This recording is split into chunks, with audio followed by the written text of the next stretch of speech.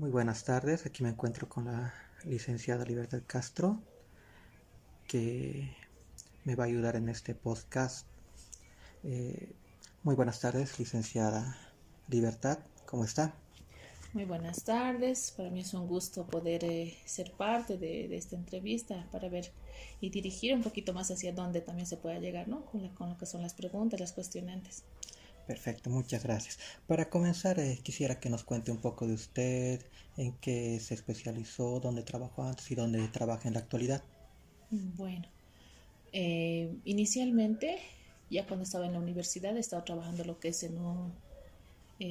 una defensoría justamente, en lo que es CAMI, ¿no? Con lo que era CDG, UNICEF. Ya posteriormente he ido trabajando en lo que es un centro de rehabilitación para niños especiales, juntamente con la alcaldía y lo que son las hermanas guadalupanas, ¿no? Y posteriormente ya con lo que es el proyecto Horizonte, que es también para mí otra familia, ¿no? Que bastante tiempo ya quizá me ha acogido y estamos actualmente con lo que es la fundación, ya desde el 2015 trabajando con ellos y realmente no el trabajo que nosotros realizamos y en los ambientes que he ido trabajando son con diversas poblaciones, inicialmente como ya había mencionado, con personas que sufrían violencia física, psicológica, sexual, con mujeres que tenían alguna situación y también varones con las cuales se tenían entrevistas, se aprovechaba también el tiempo con lo que era corte y confección y ya después con lo que era defensoría en relación a los niños que estaban vulnerados de derechos, ¿no? Y después ya con lo que son niños especiales, con sus familias y posteriormente con lo que es ahora la fundación, que se trabaja tanto con familias, unidades educativas, con los jóvenes también, ¿no? A nivel de lo que son problemas emocionales, problemas incluso de comunicación entre padres e hijos, incluso también algunos problemas en relación a lo que es embarazos no planificados o en algún momento también lo que es cutting, dependiendo, ¿no? Son diversas poblaciones con las cuales se va trabajando también en el proyecto donde actualmente me encuentro. Ya, entonces podría decir que usted tiene conocimiento en embarazos no deseados en adolescentes o niñas menores de edad. Sí, porque precisamente la población con la cual trabajamos es los colegios, ¿no? En las unidades educativas y justo el trabajo que yo realizo es con el nivel secundario, que tenemos estudiantes de primero a sexto de secundaria, que son de más o menos 12 años hasta los 18, 20 años, ¿no? Que están en la unidad educativa y evidentemente, ¿no? Ahora actualmente tenemos varios casos en los cuales hay casos de embarazo en la adolescencia que quizás han estado desde cuarto, quinto, sexto de secundaria, ¿no? Y muchas veces algunos han dejado de estudiar y otros pocos continúan porque es un trabajo diferente, ¿no? En el sentido de que hay mayor responsabilidad, hay mayor compromiso también de que la persona tenga que estar uno con su hijito y demás y a la vez también que pueda venir a la unidad educativa, pueda organizar su tiempo, sus espacios, es un poco más complicado. Ya. ¿Y cómo manejan los casos puntualmente hablando de adolescentes o menores de edad que han sido abusadas sexualmente en el aspecto de la violación, por decir? Ajá. Cuando nosotros tenemos un proceso, un protocolo de trabajo en el cual inicialmente si el caso llega con nosotros, porque como nosotros somos una institución privada, si el caso de abuso sexual llega con nosotros, para no revictimizar tampoco a la víctima, se tienen datos que ya se tienen indicios en relación a que sea un tipo de violencia sexual, directamente se hace lo que es la derivación a defensoría porque muchas veces, incluso en lo que nosotros vamos a ir trabajando, se puede hacer pruebas, se puede hacer diferentes técnicas y metodologías que también se puede utilizar para poder ver y tratar también de sostener a la persona. Sin embargo, lo menos que queremos hacer es revictimizar. Entonces, ¿qué hacemos? Hacemos la derivación a defensoría para que ellos también puedan tomar el caso y nosotros posteriormente hacemos lo que es el seguimiento, porque muchas veces tenemos que ver incluso si la persona que ha sido agresor sexual incluso está cerca o muchas veces puede suceder alguna otra situación y puede estar en riesgo. Entonces necesitamos siempre tener el conocimiento de incluso qué ha pasado, qué persona ha sido y que si ha sido recientemente también, ¿no? Para que nosotros podamos actuar de manera inmediata, porque no se puede esperar un tiempo alargado o prolongado para que no se pueda hacer nada, porque puede volver a continuar, se puede volver a dar, ¿no? Lo que es la situación de violencia sexual. Y constantemente, aparte de lo que es inicialmente la entrevista, el primer contacto, la entrevista preliminar, también se tiene una entrevista con los padres para poder informar la situación. No nosotros, sino tratar de ayudarle a la menor que pueda informar desde su posición, y ya con estos indicios no les decimos que nos puedan dar toda la información en detalle, sino que con estos indicios se puede ir a defensoría y se puede realizar lo que son lo que procede, ¿no? Porque muchas veces, como le digo, es una universidad, es una institución privada que no puede tomar la situación directamente, ¿no? Sino que son las autoridades quienes le compete para que realmente ellos puedan tomar el procedimiento que corresponde, ¿no? Sí, bien. Y en la mayoría de los casos, ¿por qué se da estas violaciones o estos abusos? ¿Cuál es la consecuente para que el violador realice esos actos? Uh-huh.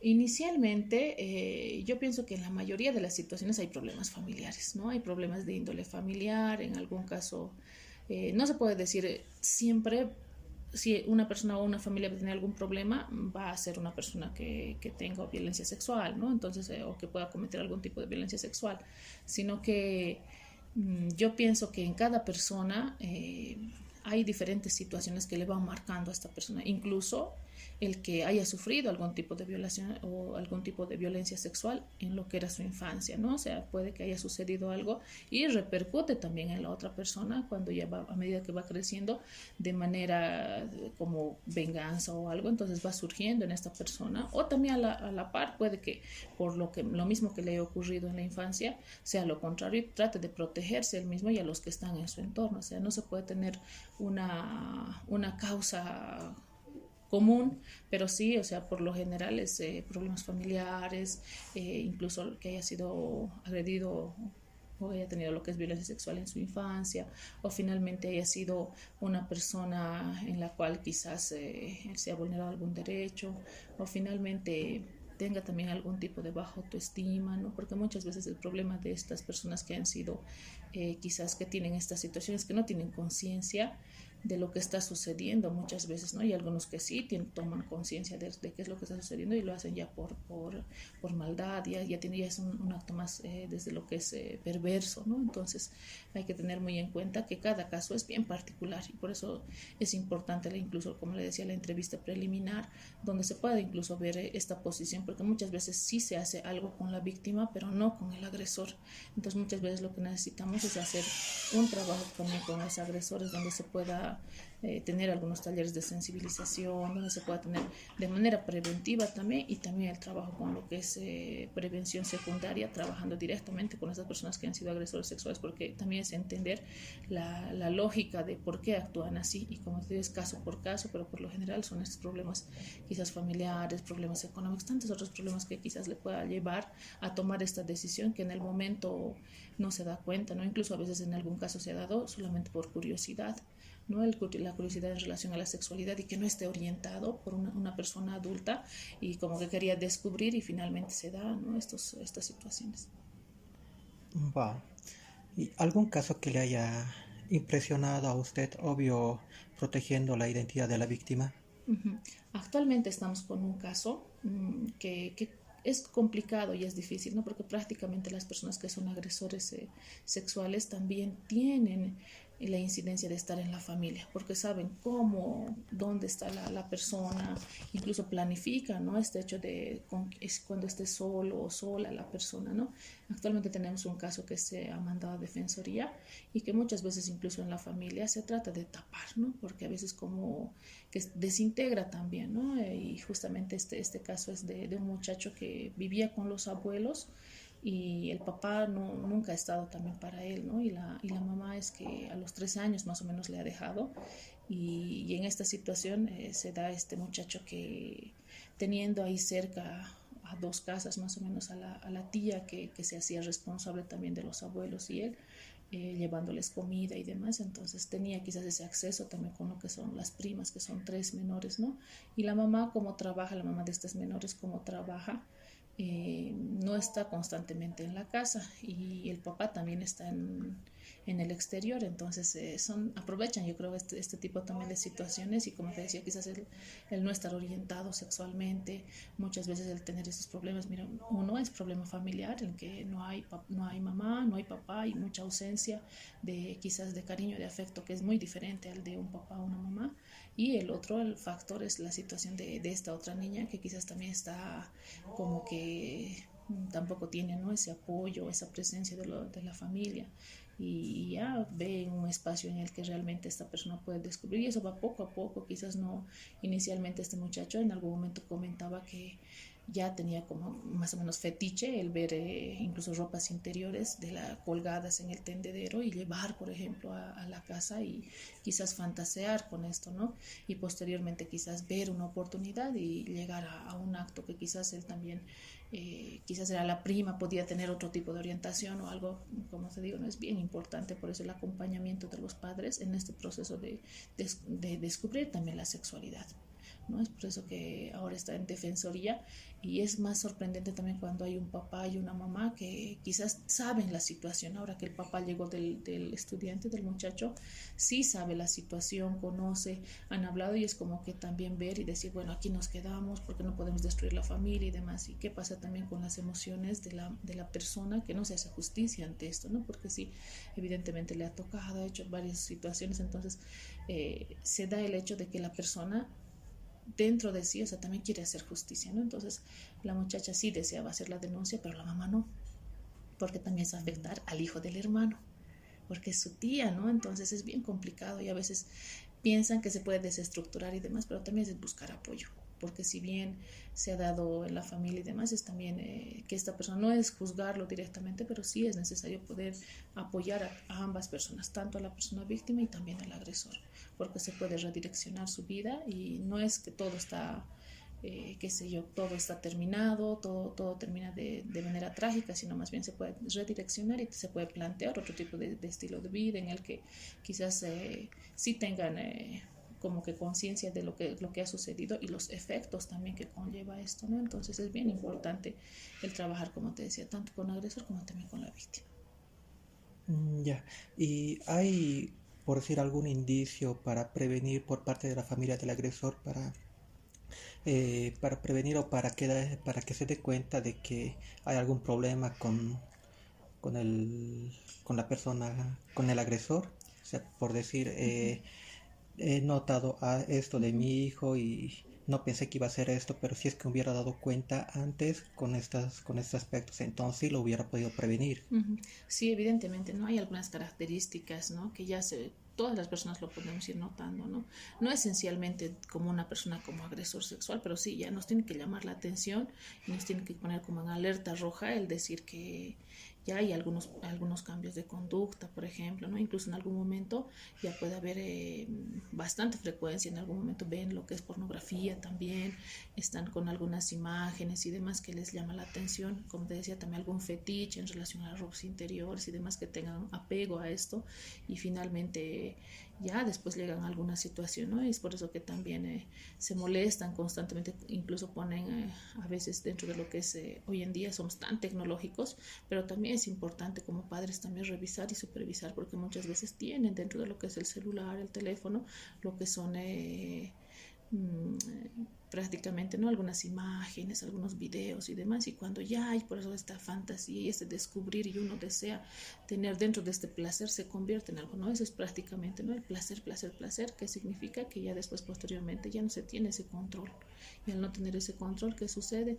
Sucede que ya llegan al acto, ¿no? Entonces, por eso es importante el poder estar siempre pendientes de los chicos, porque hay siempre estas señales claritas en la que hay algo que está pasando con la persona, ¿no? Incluso puede haber, no digo que es mala la masturbación incluso, porque también dentro de lo que es igual puede surgir dentro de esto, también puede surgir y ya el que haya mucho, el exceso también llega a este tipo de situaciones negativas, ¿no? Entonces ya es muy clarito que la persona pueda darse cuenta como papá y decir, bueno, ¿qué está pasando? Revisar el celular, ver qué problemas de conducta tiene, ver que haya, no sé, algunas imágenes, dibujos que también tengan que ver con esto, ¿no? Y es evidente cuando alguien dice, ya yo estoy sospechando que algo está sucediendo, porque incluso se está cerrando en el cuarto y está viendo algo, alguna película y demás, y he visto, y es como que no, es la primera vez, pero a veces hay que ir descubriendo varias cosas, ¿no? Y eso es bien importante en los papás también, que tengan ese cuidado y ese control de los chicos, ¿no? Y si en algún momento ya tengo un indicio de que esta persona, no sé, se ha acercado a un menor o le ha tocado al peor todavía, ¿no? Entonces, o que por lo menos tiene esa intención, tengo que saber entender y decir que no puede prácticamente dejarlo de lado y decir no va a pasar nada, sino que ya es un indicio para que yo pueda orientar a esta persona y explicarle cuál es la situación y qué efectos puede tener, ¿no? ¿Qué consecuencias? Y estos antecedentes que se ven, ¿puede suceder en cualquier edad o hay alguna edad estimada?